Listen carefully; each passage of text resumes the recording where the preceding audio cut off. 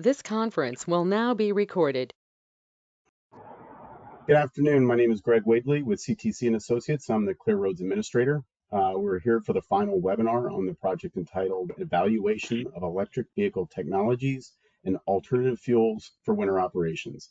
This research is led by Catherine Vigneault of the Matrix Consulting Group. Before I turn it over to Kate, I want to let everybody know that this webinar is being recorded and it'll be posted on the Clear Roads website at a later date for viewing by you and your colleagues at your convenience. We also ask that unless you're speaking, please stay off the camera and stay on mute so that there's no background noise. However, if you have any questions or comments, please enter them into the chat box and we'll address them at the end of the presentation. I think that's all the housekeeping items, so it's all yours, Kate. All right, thanks so much, Brian. So my name's Kate Vigneault, and I'm with Matrix Consulting Group. I will be joined today by my colleagues from Energetics. This project was a joint endeavor between the time period of July 2022 and January 2023. And the presentation will cover the following. And just before starting, I really want to thank the Clear Roads organization, Minnesota DOT as the project sponsor, the members of the TAC, and especially the 13 benchmarking partners for their time and contributions. Obviously, we couldn't have done this without them. And this is the format that the presentation will follow. In essence, we were asked to look in 6 specific areas and produce a deliverable at the end of each one. And we put these all together in a final synthesis report, and that report is posted on the members website for you all to enjoy.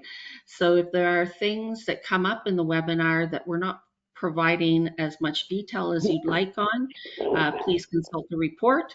And if your answer isn't there, you could reach out to Sam or myself for answers. So in essence, what we did is we created a fleet inventory of the 13 participants. We looked at best practices. Then we compared the DOTs to each other. We did some research into historical fuel shifts to see if we could learn lessons that would help for the future. We did a survey of use or case studies on organizations that were using alternative fuels to some extent. And then we did manufacturer interviews in both the areas of fuel as well as vehicles.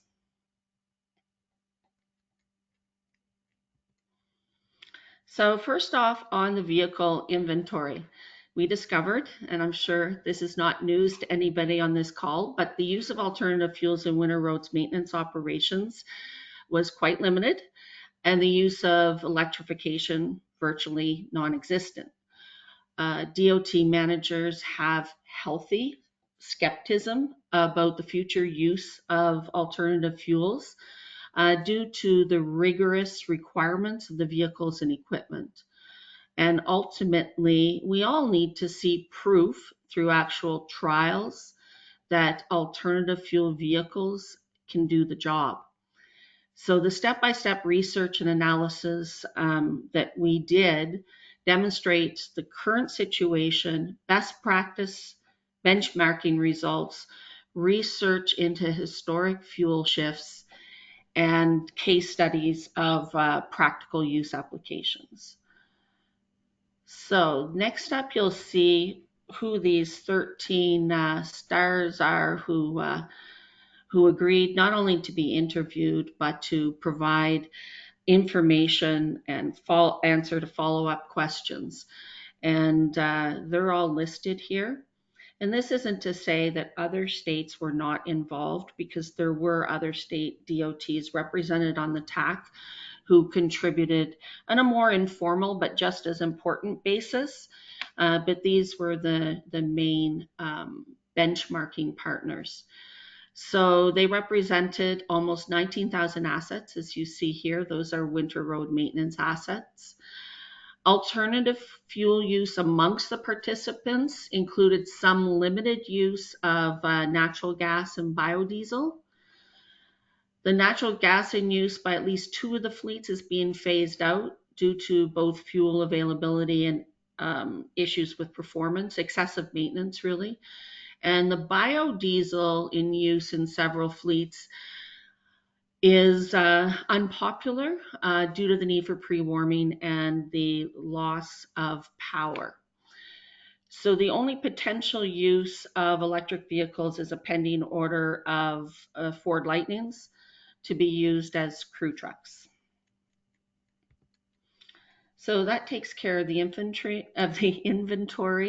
and now I want to move to best practices. So with the limited use of alternative fuels, we had to really focus our best practices on wider fleet management issues that should be considered now in order to enable the use of alternative fuels, whatever that could be in the future. So fleet governance, fleet utilization, inventory, maintenance, budget, technology, and sustainability were the areas that we looked at best practices. The DOTs were at different points in terms of adherence to these best practices. But in general, we all really agree that best practice is having the right mix of equipment, personnel, budget, and technological support to run efficient winter roads maintenance operations. So I am going to show you a slide in each of the areas that we looked at, but I'm not going to speak to every bullet on the slide. The report is there to augment some of the things that I really want to emphasize. So the first area was fleet governance, and of course we found that all DOTs met regulatory standards, but we also found that very few have formal policies in place. Operational policies and procedures for the actual winter road maintenance operations are of course there, but fleet management policies on asset management were largely absent. Next, we looked at the area of fleet utilization. So a couple things on utilization. Fleets should be right-sized. So there should be enough vehicles for the job, but not a bunch of surplus vehicles sitting around that don't get used. And there should be utilization reviews done annually to identify units that should be either eliminated, shared, pooled, or right typed if they're not the right vehicle for the job. That all being said, once replaced, a vehicle should not be retained and it should go away. Now, I'm not referring to spares or reserve units. And for snow operations, it's understood that a specific spare ratio, especially amongst older fleets, is a necessity. So organizations should calculate what that need is and make sure they have that number of assets. But from that point forward, when an asset is replaced, it should go away so that you avoid this shadow fleet or fleet creep and create even more problems maintaining the vehicles that you have.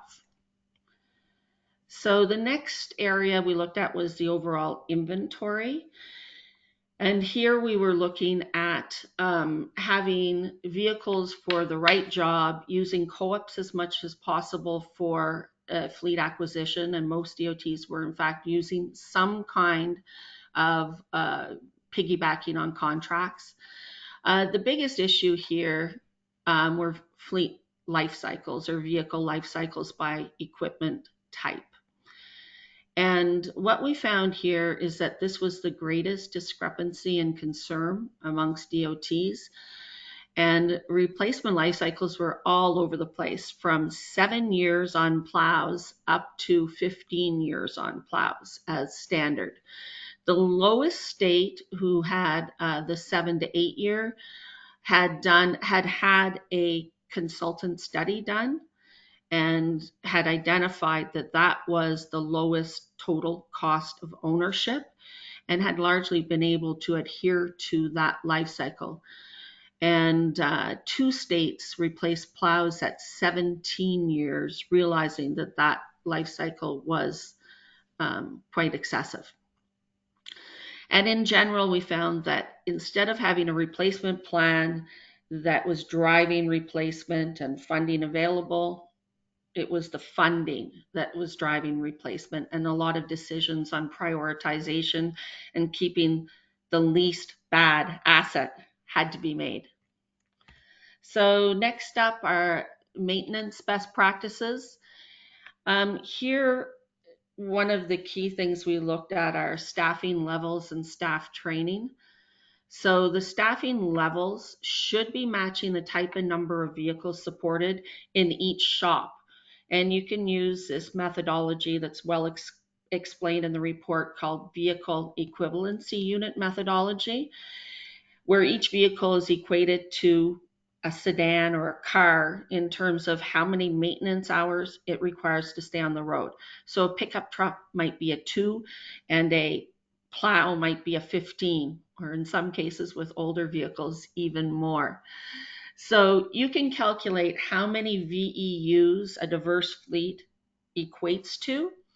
And then we know from industry standards that it takes about 10 maintenance hours per VEU. It's actually between 10 and 15, depending on some other criteria. But you can do the math and know how many hours it will take to keep that piece of a fleet on the road. We know that a mechanic works about 1,456 hours a year if they're 70% productive. So you do the math and you can actually figure out not only how many mechanics you need, but how many should be light duty, heavy duty, and then how many bays. And so this is a methodology that can be applied through your districts in order to make sure your shops are adequately manned. And in fact, I did a study a couple years ago for the state of Nebraska doing exactly that. I also want to highlight training. This is such an issue throughout the industry and becoming even more so with electrification. Traditionally, most of the training has come from the OEMs when the original equipment manufacturers. When they sold you the trucks, it came with training. That's less and less the case now. And so it's really important that we find training through other sources.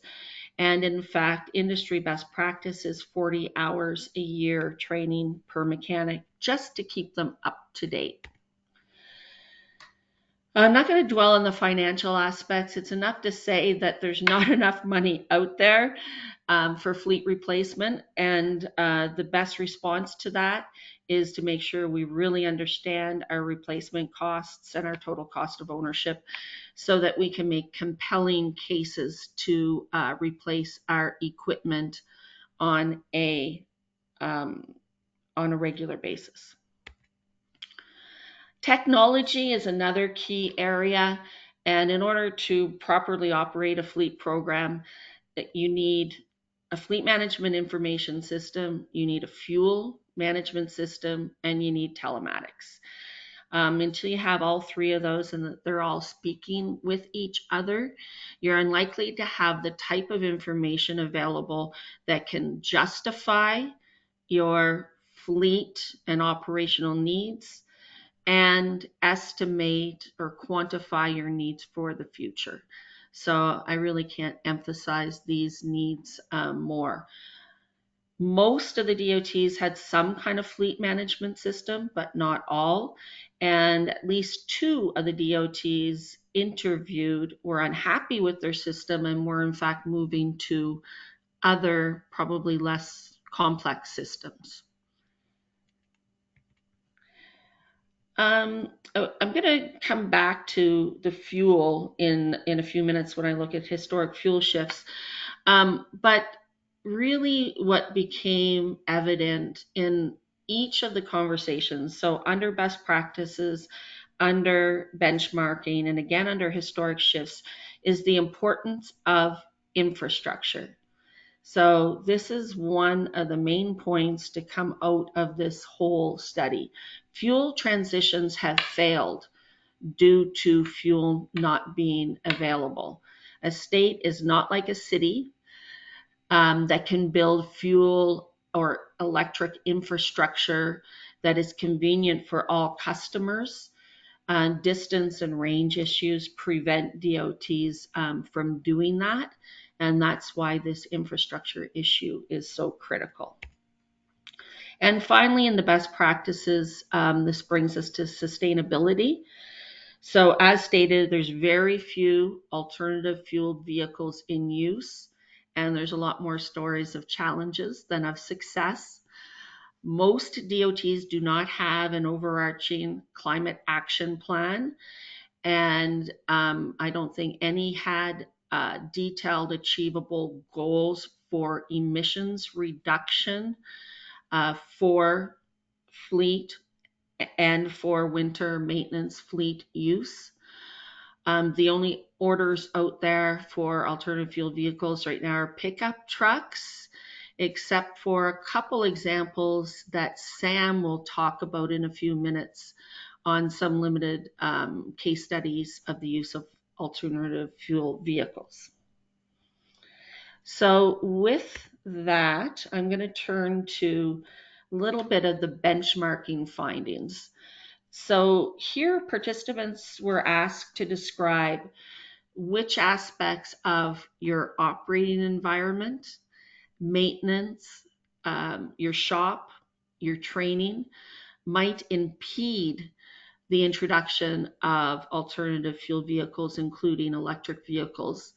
And then the conditions that would have to be satisfied to make this plausible. So first off are the concerns about the operating environment. I'm sure there's no surprises here. So they range from concerns about power, about the actual temperature and or altitude, about reluctance to try new technologies. We all know how difficult it is to recruit and retain drivers, operators right now. And then the age and vast experience of our current operators. And we certainly need to respect that. Another unique thing about the operating environment is, of course, the 24/7 operations. We cannot schedule when a snow event will occur, and we cannot make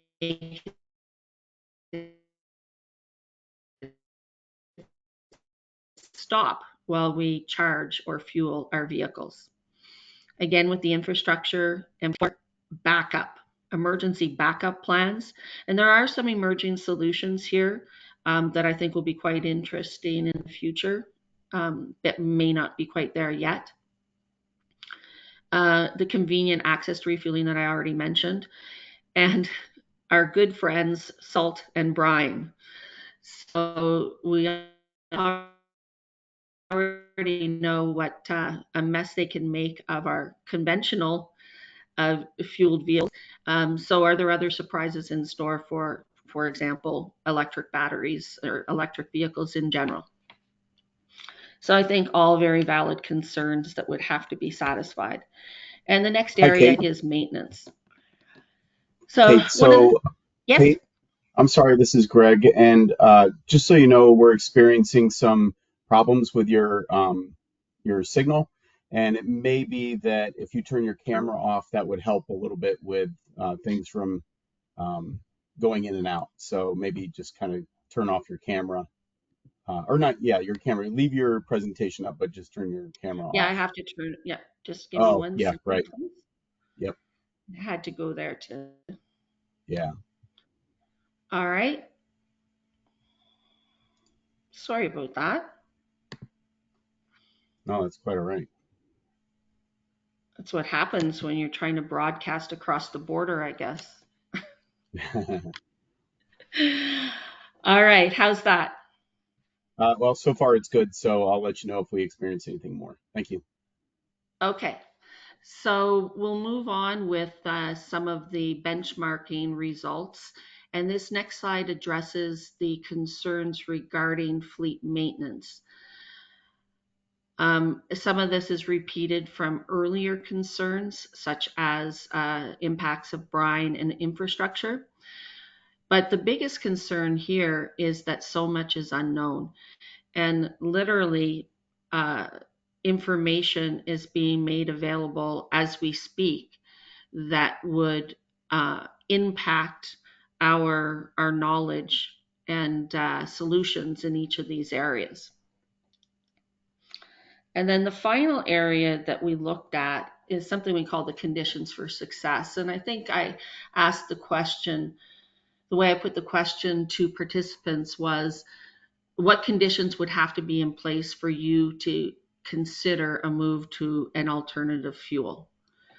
And basically the answer that we got is we would need to see proof. And by proof, we would need to see trials, pilots, data that the alternative fuel vehicles can in fact do the job required for winter roads maintenance operations.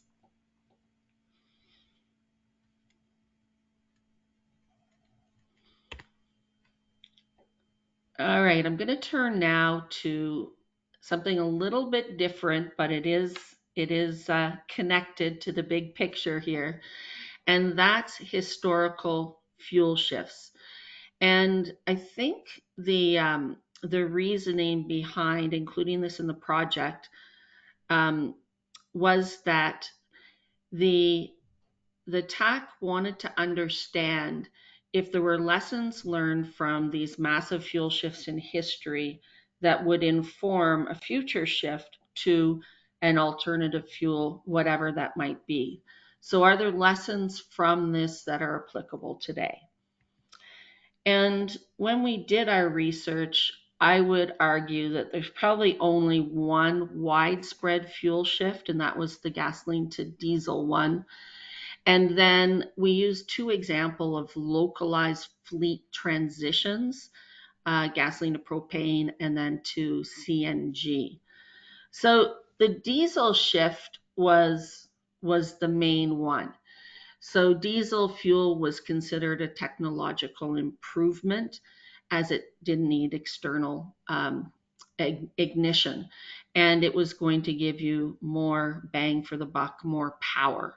And in fact, economic and society needs drove that shift to diesel to support medium and heavy duty transportation applications, not just on the road. And in fact, it's still dominantly used today.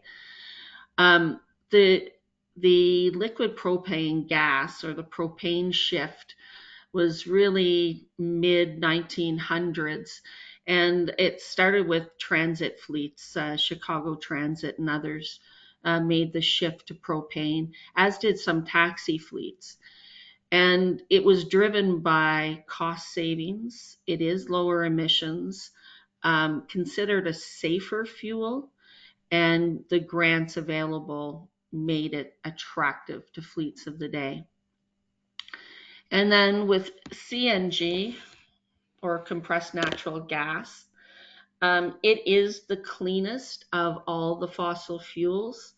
Maintenance costs are lower. And one of the keys with natural gas is fuel independence, as 93% of natural gas used in the US is actually produced there, and the remaining 7% comes from Canada.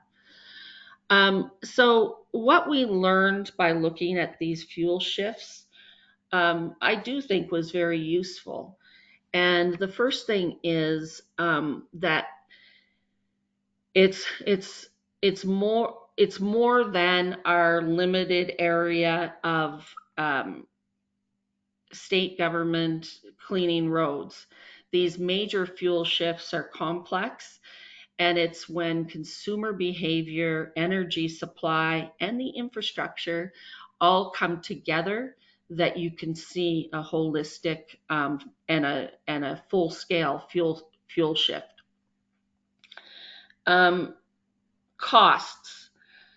saying a fuel is less or more expensive depends on a lot of things. And we really need to take into account a total cost of ownership of an alternative fueled vehicle before we make a decision, a cost-based decision. And we've already talked about training, but it's important not just for mechanics, but for everybody operating or supervising the operation of an alternative fueled vehicle. And again, I can't say enough about the infrastructure. Advanced planning is essential if this is going to succeed at some point in the future. The vehicles also have to be available. That is one of the issues currently on the light duty and medium duty side of things. Vehicle availability is a real question and a real problem. And then, of course, the actual fuel itself has to be available.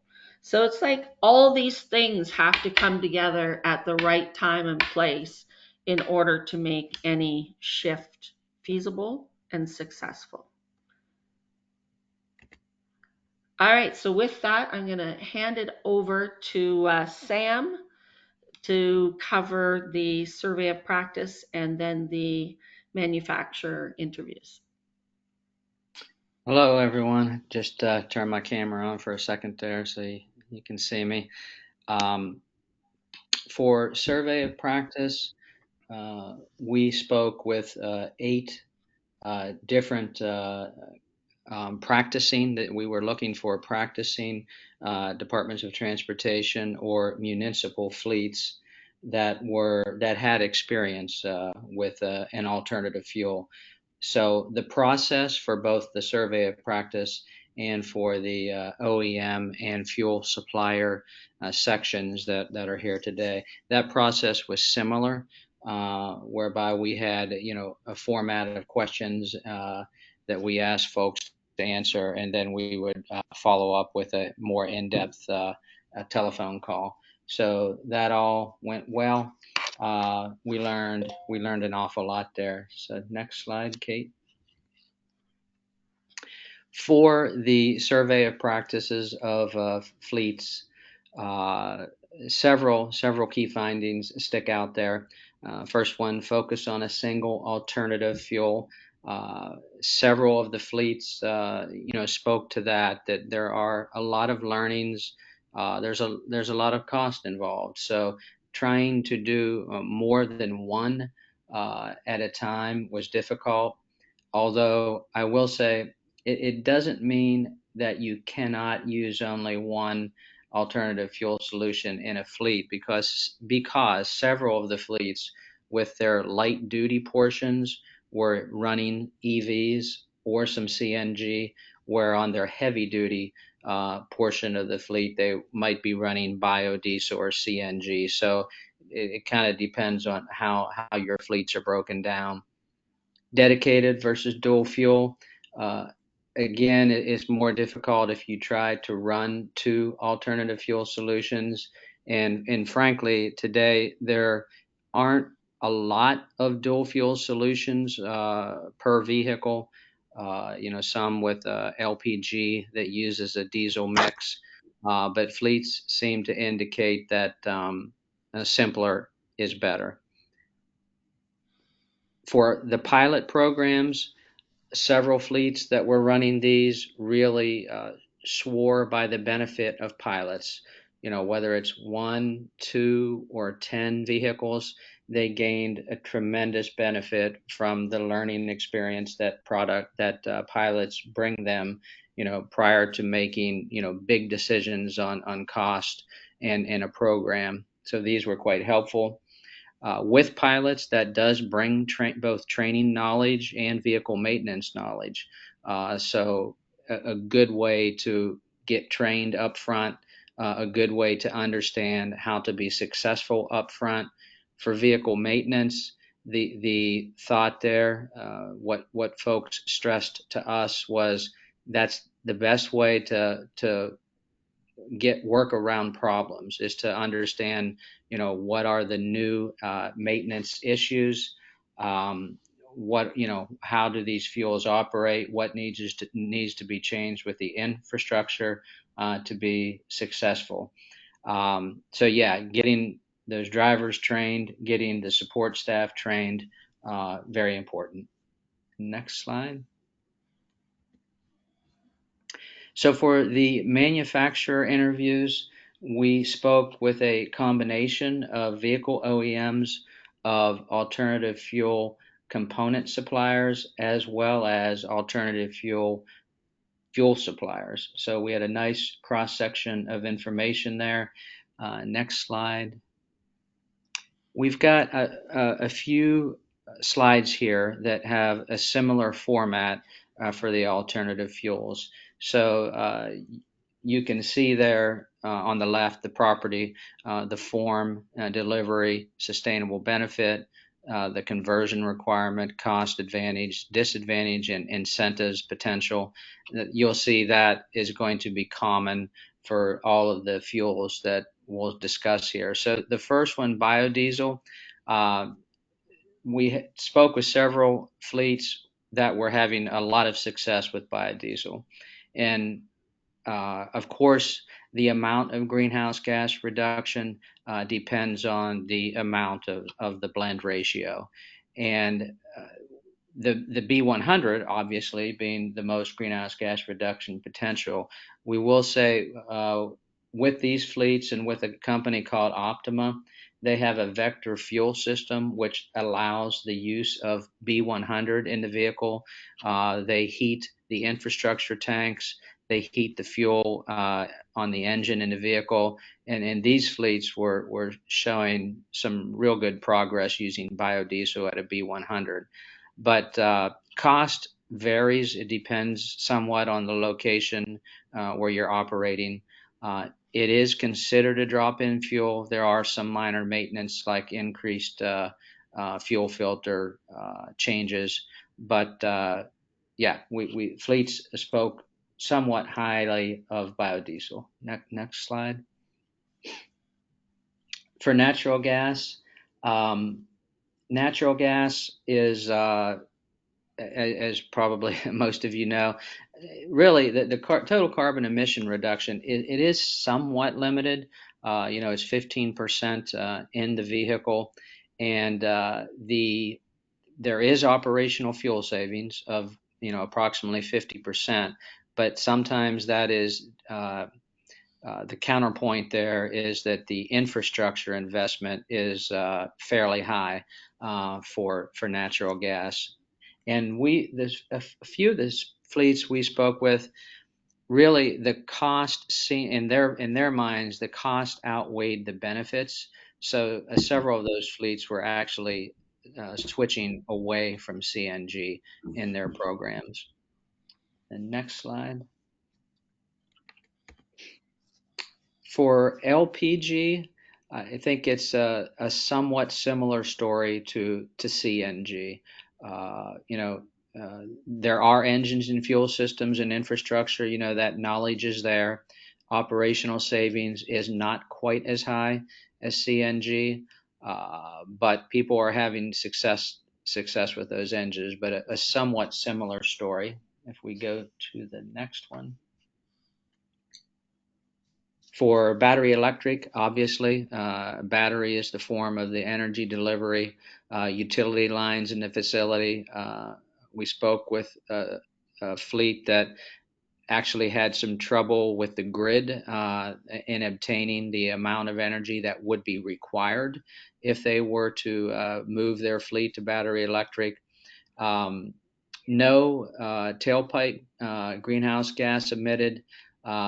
But one of the points I wanted to make for most of these alternative fuels, well, all of the alternative fuels, the amount of GHG depends on how clean the grid is in your area. So, whether we look at tailpipe emissions, yes, if you are operating under a regulatory or a policy environment where you need to make greenhouse gas reductions, this obviously brings the most. It's 100%.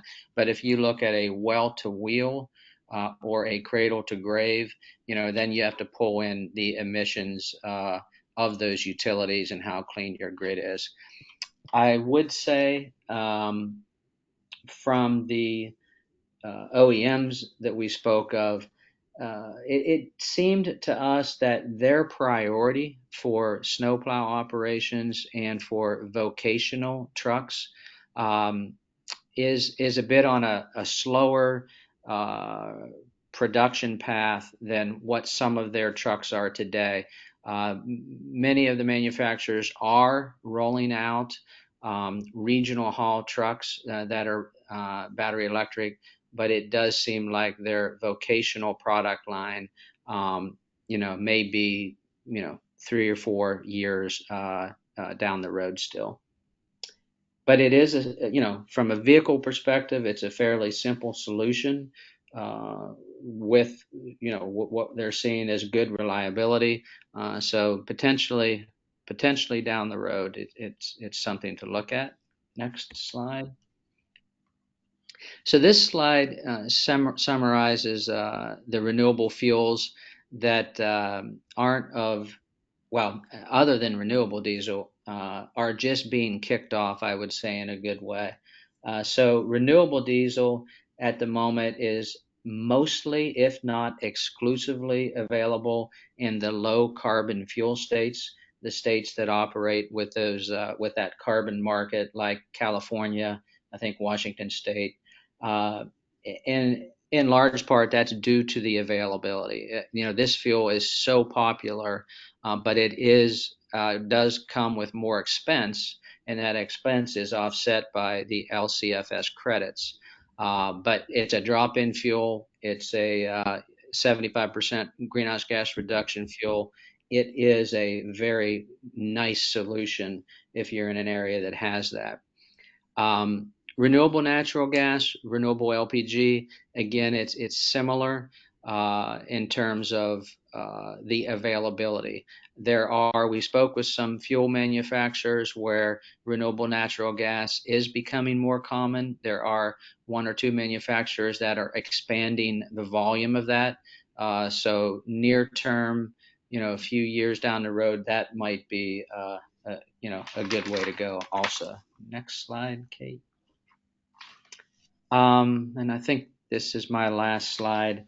Hydrogen, zero tailpipe greenhouse gas. Again, the issue with hydrogen is how is it made at the moment, whether the electric used comes from a clean grid, or whether the process itself involves fossil fuel methane. So at the moment, that story is still to be written. It does use LCFS credits again, and really, the hydrogen story means that it possibly will be a good solution for snowplow, winter operations, vocational trucks, because it will have the range that you needed with a similar type of fuel refueling process there. But the vehicle and fuel availability, from the folks we talk to, from what we see at the moment, the 2 options here, whether hydrogen is used as a fuel cell or whether it's used in an internal combustion engine as a combustion fuel, really, I think initial pilots for these kinds of trucks are probably 3 to 5 years. And common usage, which would include infrastructure availability, is still probably like 5 to 10 years. So that, I think, wraps up the various options that we worked with. And just before I sum up, I'd like to mention, because this came up often with the talk, and that is the fact that on page 4 of the report, there's a list of abbreviations. And we try to do our best in the report at the start of each chapter to re-spell out abbreviations so that it doesn't break it up too much. But you can haul out that page 4 and keep it as a ready reference when you're going through the materials, because yeah, there's a lot of emerging abbreviations in this field. And that leads me to the last slide, which I called our key findings. So in essence, what we want to say here is that although we found it was very early to be discussing most of the alternative fuels, especially electric vehicles and winter road maintenance operations, it wasn't too early because it really showed a proactive stance in getting ahead of what could be coming, what will be coming in the future, and ensuring that the various DOTs can start being prepared for alternative fuel use when it becomes feasible.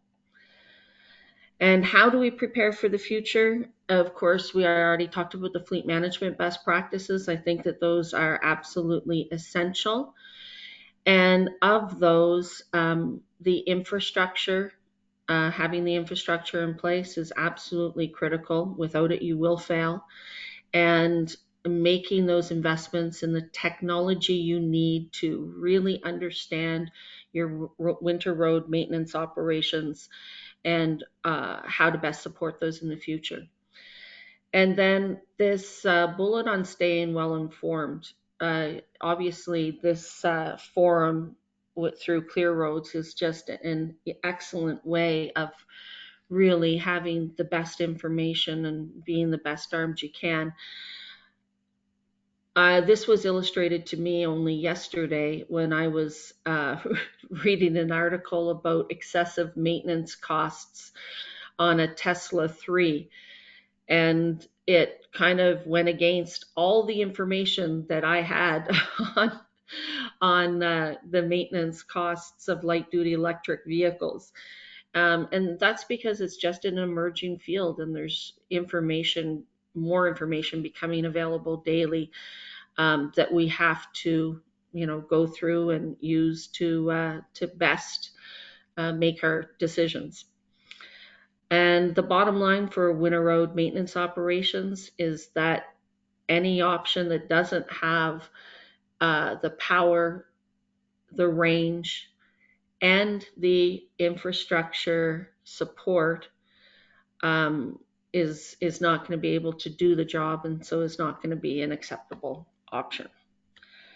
So that concludes our presentation. I'm going to take the presentation down so that I can see everybody and entertain any questions. All right, thanks, Kate. Well, I think most people are going to be staying off the camera, but I will sort of read the questions to you. Lori Webb had asked if there are any DOTs using R99 fuel. None that were reported to me. So I don't know if there is somebody on the call that would that would beg to differ, but I have heard of no use of it from the interviews I conducted.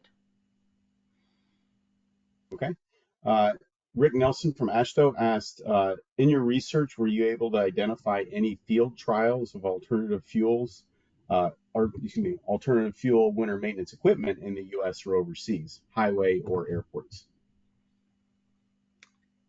We have a case study of alternative fuel use of snow plows in New Brunswick, Canada.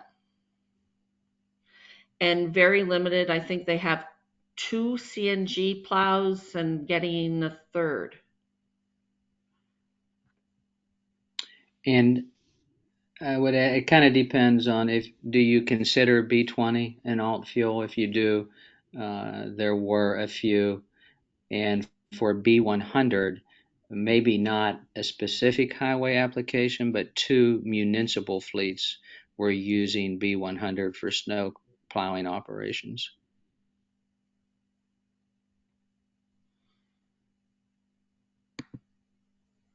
Okay.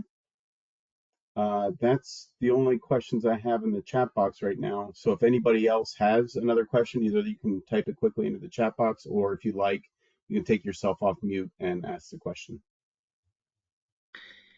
And I'd just like to say this isn't your last chance to ask questions.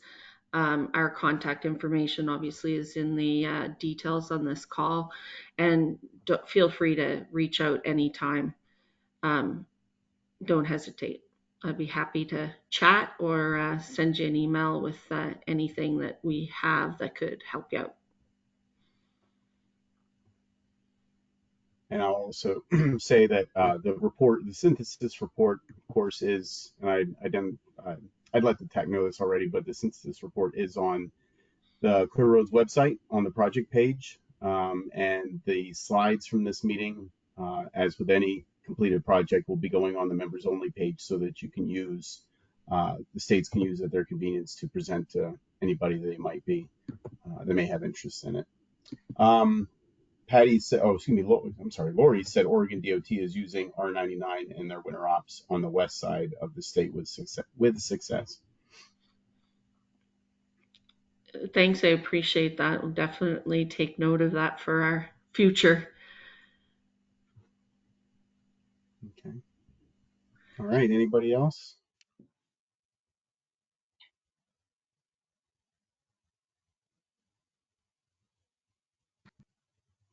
Okay, hearing nothing, we'll thank everybody for your time. Again, this will be, give me a chance to get this downloaded and then posted to the website, and you can check it out whenever you would like. So thank you to again, to both Kate and Sam of Matrix and Energetics for your terrific work on this project, and hope to have a chance to work with you in the future. Thanks, Have a great day.